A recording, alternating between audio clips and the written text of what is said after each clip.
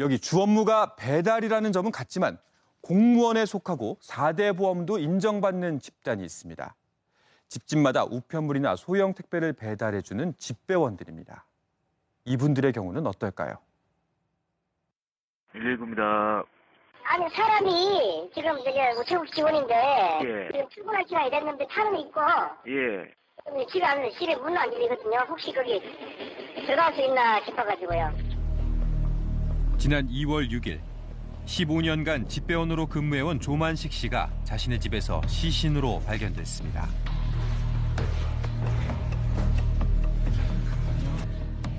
유가족과 함께 찾아간 집에는 아직 그날의 흔적이 그대로 남아 있습니다. 직장 동료의 신고로 구급대원과 경찰이 출동했을 때 조 씨는 자신의 집 침대에서 이미 숨을 거둔 상태였습니다. 휘어진 현관문이 그날의 다급했던 상황을 보여줍니다. 침대가 이쪽에 있었어요. 이쪽 벽으로. 여기 이제 누운 채로 그냥 이 상태로 그냥 그렇게 그 상태로 있었다고 그러고.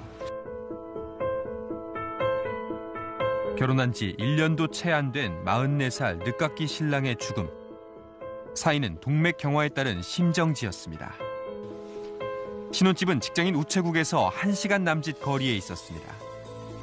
하지만 조 씨는 업무에 충실하기 위해 10분 거리인 이곳에서 지냈다고 합니다. 유가족은 건강했던 조 씨가 과로사했다는 입장입니다. 실제 사고 전날인 일요일에도 출근했던 조 씨. 지난 설 연휴를 앞두고 동료 집배원 2명이 아프거나 다쳐 결혼이 생기면서 업무 강도는 더 세졌다고 합니다.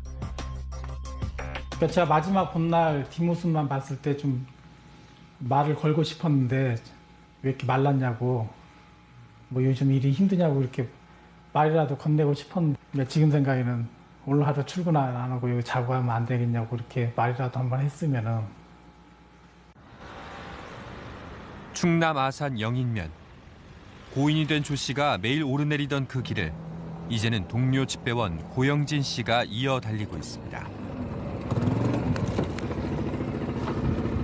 여기가 한번 눈이 내리면은 쉽게 녹지를 않고요. 빙판입니다. 빙판이고 이 길을 아직 조만식 동료의 그 채취가 느껴지는 것 같습니다. 집배원들을 더 힘들게 하는 건 동료의 죽음에도 달라지지 않는 현실입니다.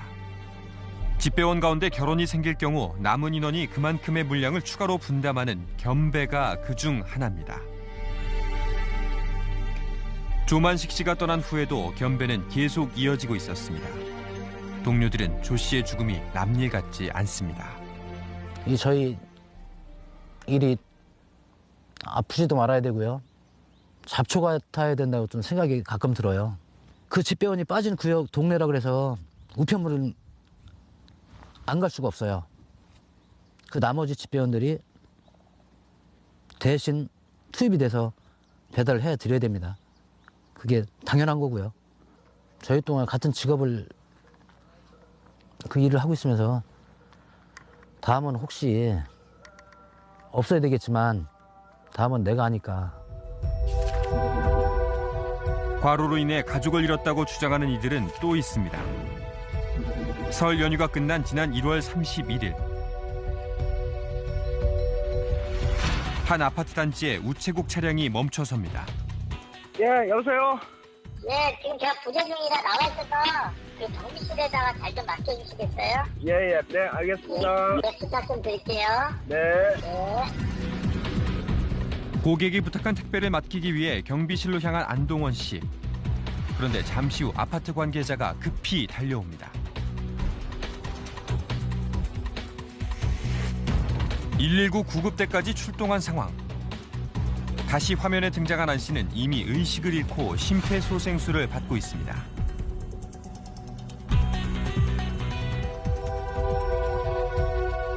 (50대) 안 씨는 우체국의 위탁 택배 집배원이었습니다.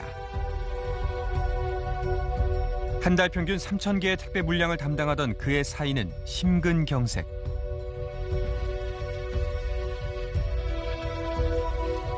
이날 고인에겐 대체 무슨 일이 벌어진 걸까? 어르신. 어르신 뭐 전화해요? 사고 당일 3건의 택배를 들고 찾아온 안 씨는 여느 때처럼 택배 인수인계 서류를 작성했다고 합니다. 2개더라. 우체국가 2개 있더라고. 뭐 3개인데 3개. 하고 쓰고 이제 여기다가 이제 요거 쓰다가 점심시간 직후였기 때문에 안 씨가 서명을 하는 동안 경비실 한켠에서 설거지를 하고 있었다는 경비원. 그런데 근무가 조용한 거예요, 갑자기. 그냥 아이고 수고하십시오 하고 가는데 뭐 아무 소리가 없는 거예요. 사람 여기 뚝 쓰러져 있는 거예요.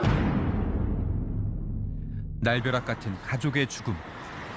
유가족은 안 씨의 사인이 과로로 인한 돌연사라고 주장합니다. 휴대전화 속 지인과 나눈 대화 속에서 업무 피로를 호소하는 안 씨. 설 연휴 무렵 안 씨는 바쁘다며 지인과의 약속을 미룹니다. 마지막 생일 일주일 후 세상을 떠난 안 씨. 좀 피곤해가지고 한눈에 봐도 시신을 봤을 때 되게 말라 있었어요. 탄수식품으로 먹고 밥 먹고 이렇게 할 시간이 없었던 거예요. 차에도 보니까 과자 쪼가리 어떤 그런 쪽. 그러니까 우리가 그걸 딱 봤을 때 밥도 못 먹고 다니는 거예요. 진짜. 그가 사경을 헤매던 순간에도 배송 요청은 계속됐습니다. 무엇보다 유가족을 분노케 한 건 따로 있었습니다. 안 씨의 직속 팀장이 직원들에게 보낸 단체 문자 내용이었습니다. 과로사가 아니고 지병으로 평상시에 있었던 거 사망한 거니까 다들 좀 입단속을 잘하라는 식으로 전체 문자를 보냈더라고요. 낙골당으로 가는 시간 안에 오후 전체 문자를 보냈다는 자체가 저희들은 너무 화가 났던 거예요. 안 씨가 평소 지병이 있었단 말은 사실일까? 유가족은 안 씨의 건강보험 급여 내역 2년치 분량을 확인했습니다. 그런데 병원에 간 기록이 없습니다. 진료 카드 전혀 없어요. 병원에 가면 의료보험금이 나올 거 아니에요. 근데 해당 사항 자료가 전혀 없어요. 안 씨의 상관은 대체 왜 사실 확인도 안 된 문자를 발송한 걸까? 관계자는 원청인 우체국의 눈치를 보고 있었습니다.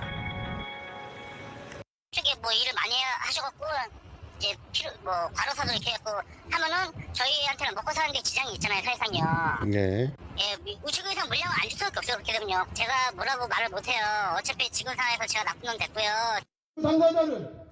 집배원들의 잔혹사는 과연 어디서부터 시작된 걸까? 사망사고 반차하는 본부장을 기다린다. 지난 1년 새 숨진 10명의 집배원 중 7명은 모두 돌연사로 사망했습니다. 우정사업본부는 2015년 한국노총 및 민주노총에서 발표한 이른바 최악의 살인기업 순위에서 4위를 차지했습니다. 대형 건설사들을 제외하면 가장 높은 순위입니다. 현장에 한 16,000, 18,000대는 집배 노동자에게 그 과도한 노동에 놓여 있는 상태가 오랫동안 지속이 되어 왔다라고 하는 거예요. 10년 이상을 장시간 근로를 하다 보니까 현장에서 쓰러지고 있다는 거예요. 사망 사고까지 이어지고 있다라고 하는 거죠. 우리는 집배원들에 대해 얼마나 알고 있을까? 아침 7시가 조금 넘은 시각. 평택우체국의 하루를 지켜봤습니다. 올해 13년차 집배원 임비상 씨. 안녕하세요. 지금 혹시 어떤 작업하고 계신 거예요? 분류 작업하고 있습니다. 분리 작업이요? 네, 이제 각자 구역이 있는데 구역별로 이제 나눠주는 거예요, 지금. 이날 도착한 7천여 개의 택배는 같은 날 배송까지 모두 마쳐야 합니다.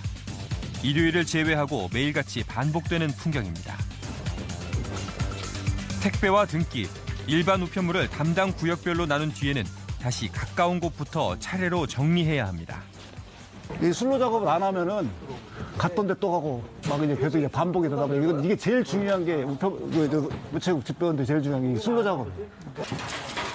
꼬박 3시간 동안 계속된 분류 작업. 안전운행, 안전운행, 안전운행. 화이팅! 수고하셨어요. 분류한 등기와 택배, 일반 우편물을 가득 싣고 담당 구역으로 떠나면 집배원들의 외근이 시작됩니다. 수고하세요.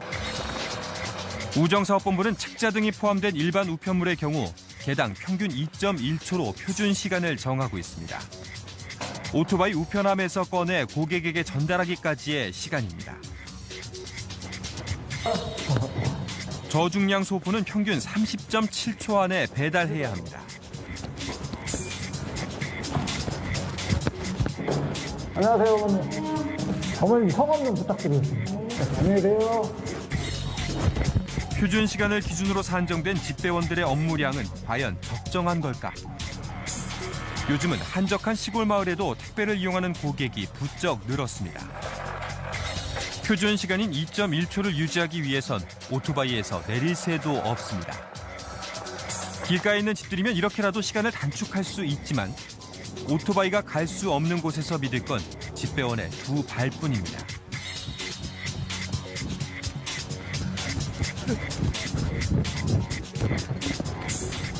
등기와 택배는 고객에게 직접 전달해야 합니다. 고중량 택배의 경우 표준 시간은 개당 49초. 그런데 택배 왔습니다.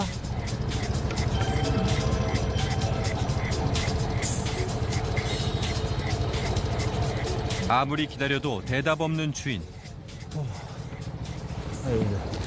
고객과 대면해야 할 때는 늘 예상치 못한 일이 벌어지기 마련입니다.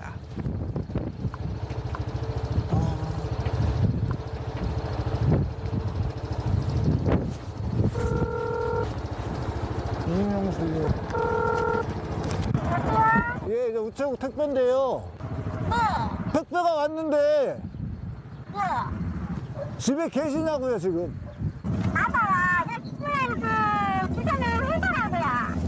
그 왜 그 주소를 이쪽으로 하셨어요, 그러면은? 아닌데. 그 다시 받으려면 어떻게 해야 돼요? 통화하는 사이 2분 가까이 지체된 시간. 어쩌면 우리는 집배원들을 슈퍼 영웅으로 착각하는 건 아닐까요? 임비상 씨가 담당하는 구역은 외곽 지역이라 식당이 드뭅니다. 임 씨는 이 지역의 한 복지관에 기부를 하고 우편물이 있을 때마다 들러 점심을 해결하고 있습니다. 밥을 많이를 못 먹을 거야. 하지만 이마저도 동선이 허락해야 합니다. 한 달 기준으로 해가지고 한 13일 정도는 먹고 한 10일 정도는 못 먹어요. 시간이 없어 먹을 엄두조차 못 내는 날도 부지기수. 행복을 배달하는 빨간 자전거로 상징되던 집배원의 이미지는 실제 현실과는 괴리가 있어 보입니다. 5분 만에 끝난 식사 시간. 그 택배 같은 경우는 좀 많이 늘었습니다. 그냥 엄청 늘었다고 표현을 하는 게 낫고요. 그리고 등기도 마찬가지. 등기도 상당히 늘은 지금 실정이. 왜냐하면 그 등기하고 택배는 일단 고객님하고 직접 접촉을 해서 드려야 되는 부분이고, 고중량이라든지 아니면은 그 부피가 큰 것들 이런 걸로 인해 가지고 좀 안전사고 위험도 되게 많고.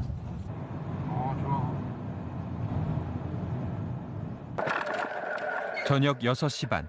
드디어 마지막 집입니다. 이날 임비상 씨가 배송한 우편물은 총 920개였습니다.